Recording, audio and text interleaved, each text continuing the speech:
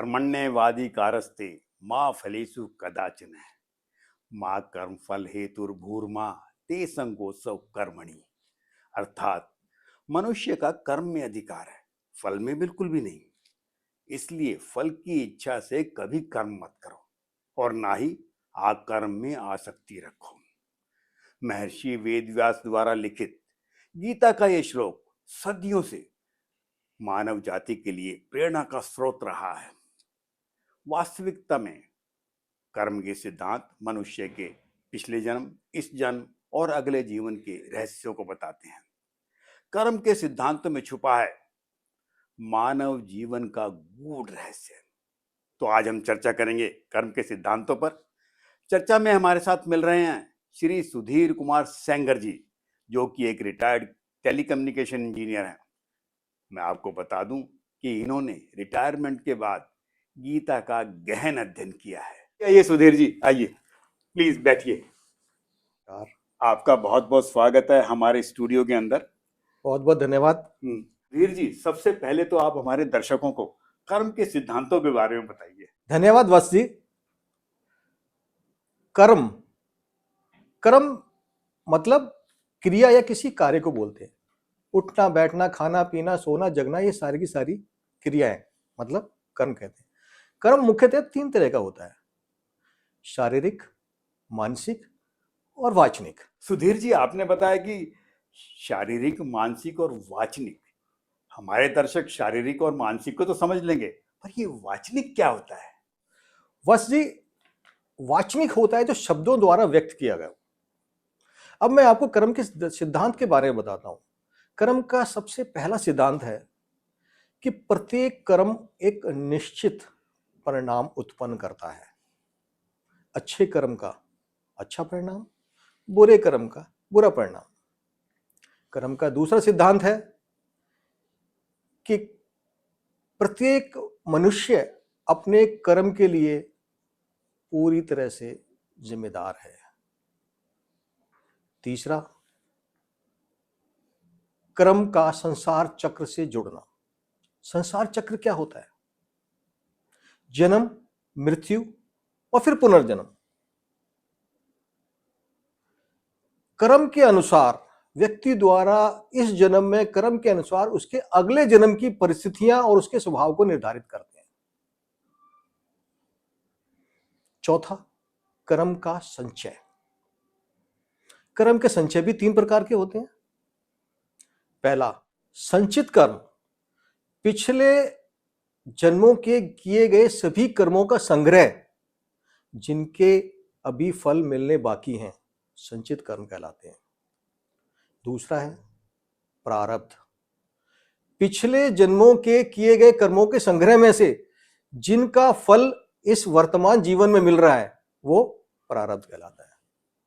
तीसरा है आगामी कर्म, जो वर्तमान में हमारे द्वारा किए गए कर्म जिनका फल हमें भविष्य में मिलेगा, वह आगामी कर्म कहलाता है। कर्म का 5वां सिद्धांत है कर्म का निष्पक्ष परिणाम।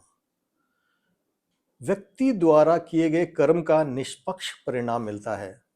इसके अंदर किसी भी देवीय शक्ति का हस्तक्षेप नहीं है। कर्म का अंतिम सिद्धांत है मोक्ष। मोक्ष प्राप्ति मतलब संसार चक्र से मुक्ति। सुधीर जी, आपने कर्म के सिद्धांतों में 2 शब्दों का प्रयोग किया है, संचित और प्रारब्ध। कृपया हमें विस्तार से इस बारे में हमारे दर्शकों को बताएं।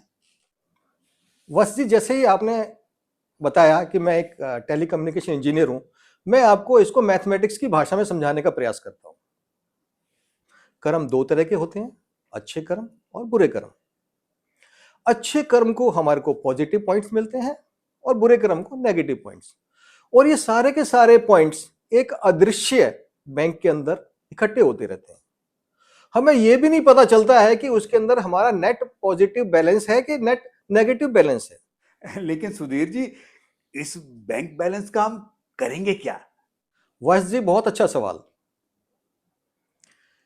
ये जो हमारा बैंक बैलेंस है, अगर नेट पॉजिटिव है तो इसका मतलब क्या है?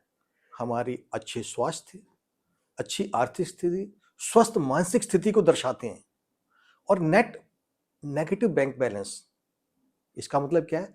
हम बीमार रह सकते हैं, हमारे ऊपर कर्जा हो सकता है, हम कलेश से घिरे रह सकते हैं, हमारी आर्थिक स्थिति खराब हो सकती है। अगर हमारा नेट बैंक बैलेंस नेगेटिव है, हमारी स्थिति खराब है, तो हम क्या करना चाहिए? हमें अच्छे से अच्छे कर्म करने चाहिए जिससे कि हमारा बैंक बैलेंस नेगेटिव से पॉजिटिव आ जाए।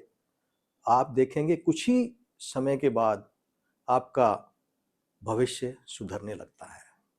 सुधीर जी, आपने बहुत अच्छे मैथमेटिकल तरीके से इसे समझाया, लेकिन इसका संचित कर्म और प्रारब्ध से क्या संबंध है? बस जी, ये जो मैंने नेट बैंक बैलेंस की बात की, हमारे द्वारा किए गए पिछले जन्म के कर्म, उससे पिछले जन्म के कर्म और उनसे पिछले जन्म के सारे जन्मों के कर्मों का जो नेट बैंक बैलेंस बन के आ रहा है ना, उसे हम संचित कर्मों का नाम दिया गया है।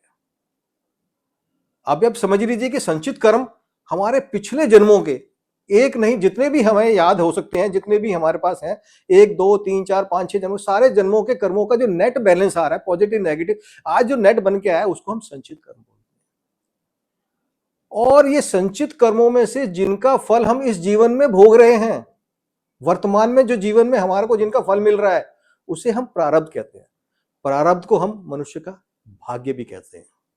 सुधीर जी, आपने बड़े ही सरल तरीके से कर्मों के रहस्य के बारे में जानकारी दी, लेकिन आप दर्शकों को ये बताइए कि अब भाग्य और कर्म को कैसे जोड़ सकते हैं? बस जी, कर्म सिद्धांत कर्म और भाग्य के बीच में संतुलन बनाता है। इसमें कोई संदेह नहीं कि हमारा वर्तमान जीवन हमारे पिछले कर्मों का परिणाम है, मगर मनुष्य के पास में आज किए जाने वाले कर्मों की स्वतंत्रता है, जिससे वो अपना भविष्य सुधार सकता है। सुधीर जी, हमें ये बताएं, ये बिना फल के लिए हम कर्म क्यों करें? क्योंकि फल और कर्म तो ऐसे है जैसे एक्शन और रिएक्शन या काज या इफेक्ट। भाई मैंने ये किया है तो उसका असर ये होगा। तो फिर इसके बारे में हमें कुछ बताइए। बस जी, फल की इच्छा के लिए किए गए कर्म सांसारिक बंधनों को बढ़ाते हैं और पुनर्जन्म के चक्र को बनाए रखते हैं।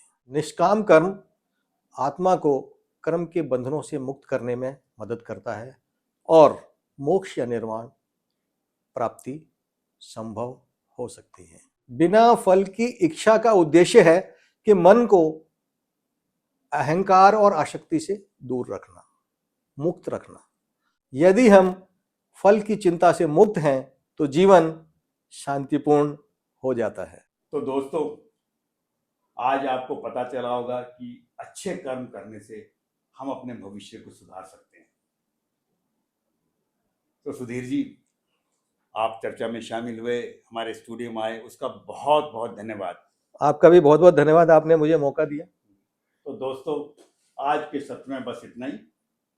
अगले एक नए इशू को लेकर मिलेंगे अगली बार, एक बार फिर आपके सामने। नमस्कार।